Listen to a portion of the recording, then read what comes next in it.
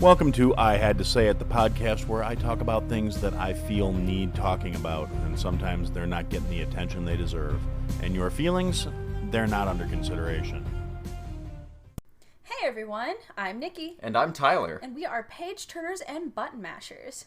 Do you guys love books, games, or even both? Well, we have the podcast for you. I come in with a book of the week, sometimes a series of books, and give you the tip to tail of the book and base on how many pages turned it was worth. Then I follow up with a game of the week and give you the ins and outs of what to expect, how many awards, and of course, how much I loved it. So if you love books, if you love games, and if you love witty openings, then you should totally tune into Page Turners and Button Mashers. The podcast you are about to listen to contains at least one of the following: strong language, disturbing topics, abusive opinions, generally things that aren't appropriate for little kids or overly sensitive people. So if any of that stuff's going to get your nose out of joint, this is your chance to turn it off. Hey everybody, so it's Aaron again. Time for another episode of I Had to Say It. And this episode we're going to try and get... I know I've been talking a lot about politics and stuff lately. That's just what's been on my mind. It's been kind of an unavoidable side effect of the current circumstances here in the United States. But that was never my intention when I set up this little ordeal or endeavor, whatever you want to call it. I never intended to make this into a political thing. Like I've said in prior episodes, I do this just as much to vent as anything else and to get my thoughts out there, because I really think these are things that need to be talked about, and with the world being what it is at this point, we don't necessarily get to talk about these things as much as we should.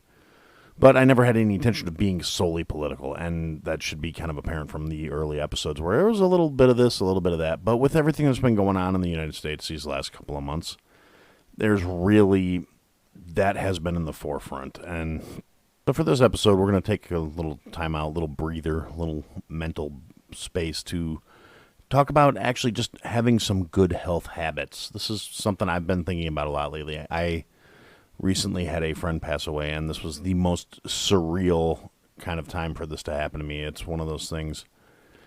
He died New Year's Eve, doing the minimal contact thing. I watched the services online, and it's kind of, this is a guy who had made a lot of changes in his life to be healthier and to be more conscious about these things, and kind of very suddenly hit out of left field, and he passed away, and it was horrible, and I'm going to miss him every day until whatever, my ultimate fate winds up being happens. And in that vein, I got to thinking, and it's been rolling around in my head a lot over the last few days, and I'm thinking about health and about well-being and about doing things to be better for ourselves. And there's all the obvious things. We need to get exercise. We need to eat a healthy nutritional diet. And like anything else, there are a lot of different things out there, and there's no one guaranteed magic cure-all. There's no fix that's going to work for everybody. Everybody's body is different. Everybody's lifestyles are different. Everybody's approach towards these things is different. So there's no guaranteed magic bullet that's going to be the right thing for any one person. And you have to work with it. You have to play around. So you have to see what works for you. But be conscious of these things. Monitor your health. Go to the doctor. Get your checkups. Go to your dentist appointments. Oral health does contribute to your overall well-being and health. Make sure you're getting enough sleep. If you're not getting enough sleep, if you go to bed all the time and you wake up feeling unrested, and you toss and turn all night, or you're waking up 15 or 20 times a night, go get the sleep study done. Yeah, some insurance doesn't cover it. It can be a little pricey. I went and got one a few years ago, and I have never for one single solitary second regretted it. They found out I had sleep apnea and was basically dying like 127 times a night because I would literally stop breathing until I woke up. And at the sleep study, they interrupted it after like the 3-hour mark and said, okay, you've had enough sleep interrupts where we're going to put this mask on you. Normally they make you come back for a second session so they can do a comparison. And they were just like, no, you have it super severe, put this on. And I literally put the mask on and switched out and went into basically a full-on sleep coma and got the best night of sleep I had gotten probably since I was, in my early 20s. if not younger. I mean, I've never been a huge sleeper to begin with. It's never been more than maybe 4 or 5 hours unless I'm sick. But, an average night of sleep for me is around 4 hours of sleep. And if I get good sleep, that's more than enough for me. I can function on that. That's one of those things. Not everybody's the same. Some people need 7, 8 hours of sleep to be a functional human being the next day. Some people need less. I happen to be on the end of the spectrum where I need less. But as soon as the less started to get to be a better quality of sleep and I was actually getting rest, the difference was just monumental for me to notice. I felt better. I had more energy. My body started functioning more naturally and better. I started losing weight even without changing anything I was doing. And then, in the interest of dialing in our health, we've been messing with our dietary intake, and we've gone into the keto thing where we're doing minimalized carb contributions to our dietary nutritional values over the course of the day. We have not gone like full-on carnivore or any of that stuff. We still eat vegetables and occasionally a little bit of fruit here and there, but you got to be careful with that because it's all really high in sugar levels and the glycemic index on a lot of that stuff. And yeah, there's a lot of stuff involved in doing it right, and it's worth the time. Because, realistically, you only, unless you're one of the reincarnation people, in which case, good on you. If you're right, I hope it works out for you. But we only get one trip through, so you got to take care of yourself. You got to do what you need to do to keep your health in line. And, there's all the, I'm not going to lecture anybody about their habits or what they do to relax or to get by. There's all the different substances you can partake in to alter your mental state or even your physical state, and those are all your choices. And I'm not here to preach yay or nay. I have seen plenty of people who have manageable recreational habits. I've also seen horrible sides of addiction on various degrees of drugs, from anything from people who are addicted to coffee. I'm addicted to coffee. I'll be honest. I really, when I don't get my cup of joe in the morning, I get a headache. I'm irritable all day. I need my coffee. And that's a legit one. It's a legal, well, I shouldn't say legit, but I should say it's a legal vice. So it's not nearly the issue that I happen to need my cup of coffee. I can make a cup before I leave the house. I can get a cup on the drive-thru if I'm in a rush on my way to wherever I'm going. But I gotta have it. I know it's not necessarily the best for me. I know if I don't get it and I start to have physical symptoms of withdrawal, that means I am addicted to it. So it's probably not necessarily a good thing. But like the majority of the things that people do, I am a proponent of the philosophy of moderation.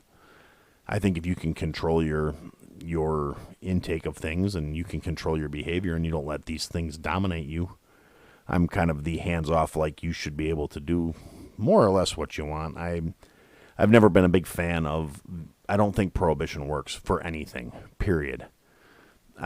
Societal prohibitions against certain acts and things like that, yes. Should we be prohibiting murder and things like that? Yes. That's not something you can fix by saying we need to treat this as a symptom, not a crime. But when it comes to matters of things that like substance addictions and things like that, I am one of the people, I'm a proponent of decriminalization. Because, like I said, prohibition doesn't work. It never has. If it had, we wouldn't be able to go to the store and get a case of beer if we felt like it. We wouldn't be able to. I mean, they have at one point or another tried to outlaw and ban so many different substances, and it never works. All it does is create a black market. It creates loose regulations. If you're getting your drugs from a drug company, it can be regulated and monitored and prescribed and kept track of, and certain safety standards will be held, as opposed to if you're buying your meth out of some crackhead's basement. It's one of those things where I think if we want to fix the problem, we need to decriminalize it and address it as what it is. The government can get, maybe ease the tax burden on the population a little bit by taxing the shit out of it through some sort of excise or sin tax. And that would satisfy the bureaucrats' need to get their beaks wet in the whole thing.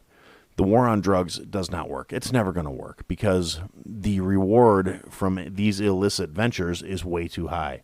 If you legalize it, regulate it, tax the shit out of it, and you treat matters of addiction, and if it's kind of like with any other DWI, DOWI, any of that shit, if it's actually properly enforced and followed up through on, and we could treat matters of addiction as a health concern rather than a legal concern, I think the world would be better off. But that's not really a tangent I'm going off on. This is not my legalize it speech. I want to talk about general overall health. So whatever you do to get through, however you're coping, whatever you're doing, if you're doing it as a recreational thing is one thing. If you're using it as a crutch or a coping mechanism, all I can say is please go out there, seek out some help. There is all kinds of counseling available out there. A quick Google search will give you all kinds of options. There is virtual online doctors you can talk to now. There are counselors. There are programs in place all over the place. And realistically, as far as I'm concerned, if you're facing something and you're struggling and you just need somebody to talk to because you're worried, I have a phone number on the website. You can call me and I will talk to you. I by no means am any kind of counselor or any sort of expert on when it comes to any of that stuff, but I'm a good listener. Sometimes that's all you need. And that's an aspect of the health balance and the lifestyle balance we need to bring into a regular thing. And, New Year, everybody's making resolutions about self-improvement and all this other shit. I don't think resolutions work. I think they're a bad idea. I think you can make commitments, you can make lifestyle changes, but if you're doing it with like some unrealistic goal, and you need to do these things in baby steps. You can't just say, well, I need to go out and I need to lose 50 pounds. Well, that's great. How about you say, I'm going to change my dietary habits a little bit so I can not only lose this weight, but I can maintain it without suffering. There are so many programs and coaches out there and different systems in place. If you're willing to put in a little legwork, you can find something that's going to work for you. You can get your health, your overall health, physical, mental, social, the whole shebang. And when you're in a position of being healthy, it reflects on your mentality. It reflects on your attitude. If you feel better, you're going to start doing better. And one of the downsides to the whole COVID thing has been the lockdown mentality where people are shut in, and we are social creatures, so mentally we need some kind of interaction, which is why a lot of us have turned to social media, which has been a blessing and a curse. With this circumstance, it allows us to keep a certain degree of social interaction and certain things, but it's also been way too much of all the negative side effects of social media have been compounding, because that is everyone's only outlet at this point. They can't go out and talk to somebody face to face. They can't go out and have a few beers and calm down with their friends. They sit there and just stew and focus and zero in on all these things that would be easy to shrug off in the real world. But when you're sitting at your desk staring at a screen all day or sitting on your phone all day, that's what you focus in on. And it's not mentally the best thing for us. Plus also, we need sunlight. It's a proven fact, and there's studies showing that when it comes to your natural immunities fighting off the Rona and realistically any other infection, vitamin D and good old-fashioned daylight is a good thing. We need to have it in our system. It's a healthy thing to get regular doses of. You either have to take a lot of supplements or you have to spend some time outside. And realistically, supplements are a good thing for people with particular conditions or situations, but if you're living a healthier lifestyle with less processed foods and less interference, basically, you shouldn't need as much a smaller daily supplement, because your body can only process so much of that stuff, particularly any water-soluble vitamins. Your body will take what it needs, and all that extra that you're taking in that you don't need is just going right back out with the waste. So, do a little research, pick up a book. Again, I'm by no means an expert or a counselor or anything like that, but it is something we need to take into consideration. And we need to find healthy, productive ways of dealing with this stuff. I try not to focus too much on the whole, the calendar, we made some arbitrary loop around the sun, it's going to change everything, but it is an opportunity to capitalize on the attitude and the mentality of it's time to make a change, it's time to do something positive, and that is good health, that is good for you. That's as good as a good night's sleep anytime, to just make that commitment, to make that change. And don't do it in these massive sweeping, like, I'm going to completely rewrite my life. It's baby steps. It's learning to walk over again. You have to take it in little doable bites. And you take those little doable bites and you build on them and you stack them. And next thing you know, you've actually made progress. And I'm saying this as somebody who, my own health is nothing to be put up on a pedestal, but I'm working on it. I'm getting better. In the last, several months, I've dropped double digits amounts of weight. It's a pretty significant weight loss, actually. I mean, I'm nowhere near where I need to be, but I'm heading back in the right direction and getting healthy again. So, good on me. Yay me. And, that's really, there's all kinds of aspects to it. And I'm not any kind of guru. I'm not a active athlete. I'm not a nutritional expert. I mean, I do have more nutritional background and information and skill than, your average person. I mean, I'm not a dietitian by any stretch of the imagination. I do have basic nutritional training. It's kind of an aspect of my career that I've been doing for so long, and to a lesser extent, specialization that has gone into certain aspects of my career path where I've had to learn extra stuff. But there are counselors out there. There are people to talk to. There are nutritionists. There are dietitians. Go on your social media, and you've probably got a dozen people you went to high school with that are trying to plug some sort of nutritional program, because everybody's got their 2020 hustle on. And realistically, a lot of this stuff, it's people that are using it that are trying to sell it. So they've got at least some sort of basis for their endorsement. So do a little due diligence. Say, yeah, hey, send me some info. I'll read your emails. I'll read the stuff. I'll do some comparisons. Don't just blindly accept anything. Don't accept anything just because I say it. Don't accept anything because anybody else says it. Be critical. Use your mind. Think about these things. But do it. That's the thing. And that's kind of my little spiel on we need to be a little more conscious of our health. And we're going to take a quick little break here. And when we come back, I'm going to address something else. So we're going to stick the quick break in here, and we'll be back in a minute. I'm Mo Rocca, and I'm excited to announce Season 4 of my podcast, Mobituaries. I've got a whole new bunch of stories to share with you about the most fascinating people and things who are no longer with us. From famous figures who died on the very same day, to the things I wish would die, like buffets. All that and much more. Listen to Mobituaries with Mo Rocca wherever you get your podcasts. All right, guys, so thanks for listening to that. Now, for the second half of this episode, I want to kind of get back into the whole Aaron Recommends thing. I really like that. I still think there's a lot of cool stuff out there that people need to look at.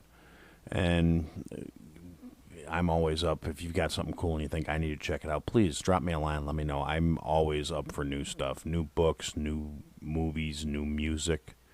I will listen to damn near anything at least once. I mean, I've gotten into some really kind of out there music stuff.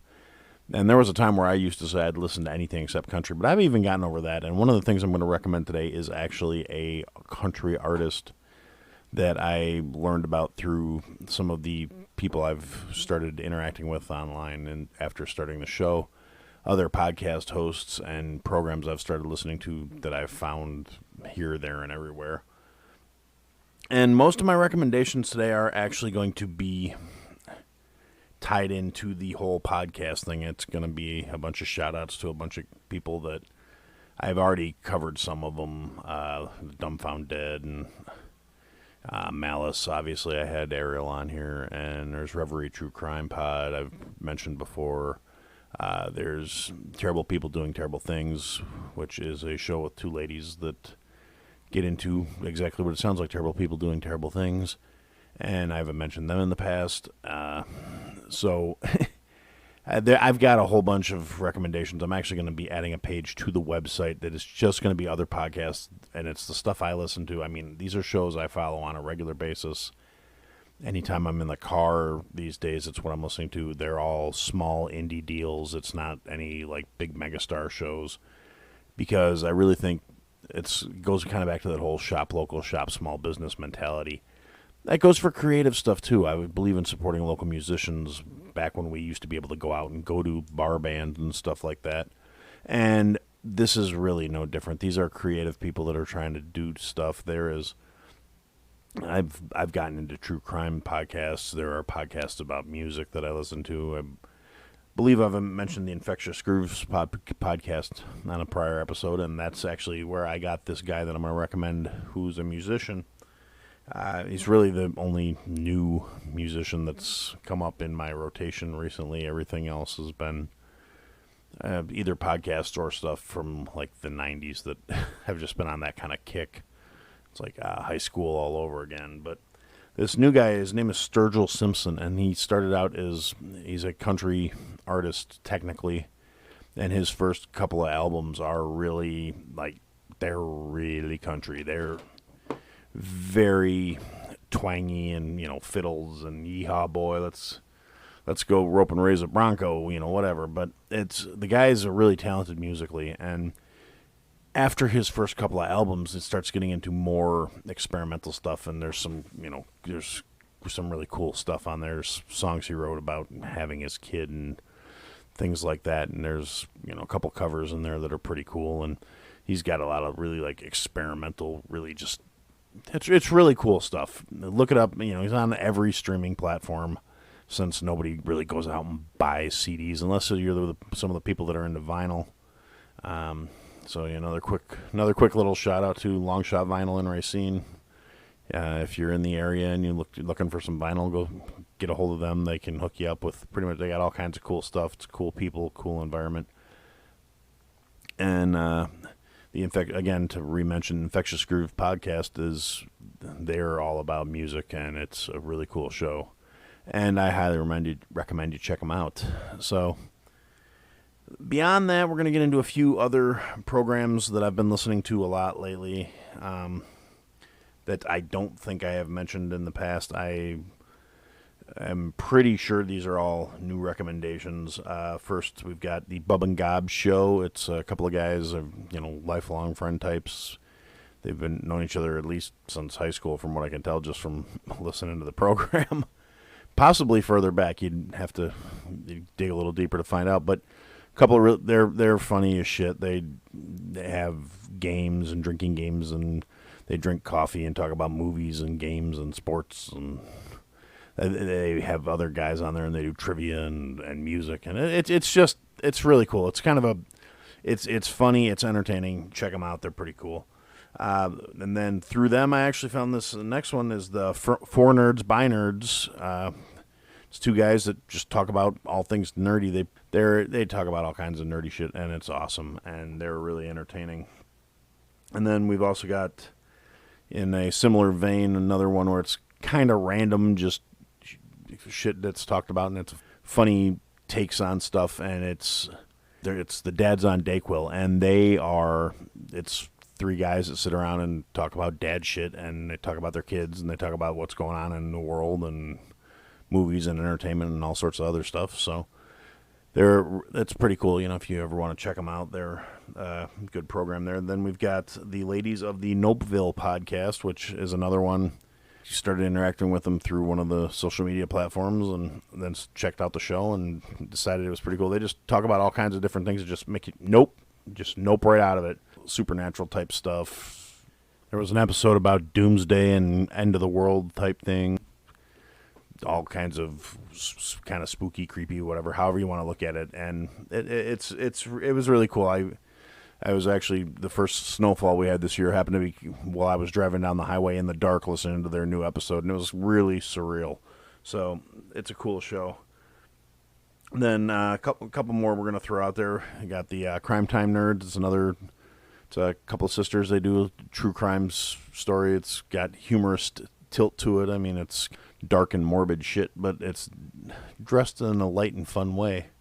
So that's another one to check out. And again, these are all available pretty much anywhere you can stream a podcast. Just go in, type the names into the search bar, they'll pop up. You click on them, you listen to them. You've realized that I'm right and they're awesome, and you subscribe and follow. And just to put this out there before I wrap up what I'm trying to say here, every single indie podcaster that you listen to really wants you to follow them, subscribe, like, give them a review. And even if you don't like the show, give them a review so they know what they need to work on. Because I know personally, that's one of my biggest complaints is I don't get any feedback, with a few exceptions. A lot of this is I'm shooting blind here. So I'm speaking from my own personal perspective.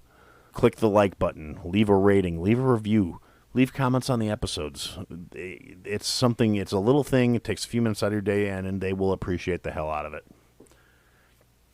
So anyway, back to my recommendations. Another one, you got Page Turners and Button Mashers. It's a couple that they talk about interesting books and video games.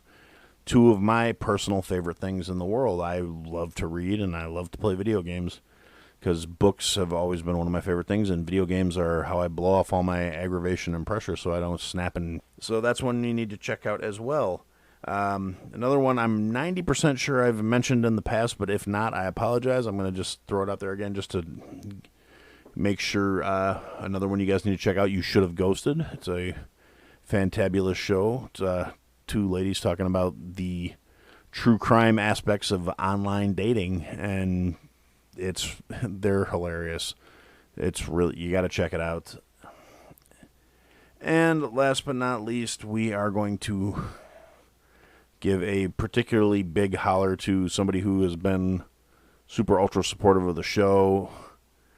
It's Dangerous and Gaz of the Insanely Dangerous Retro Pod Show, and it is a program that is about everything tied in from the 80s and 90s when most of us were growing up, and these two guys they're nuts. There's all kinds of stuff they cover.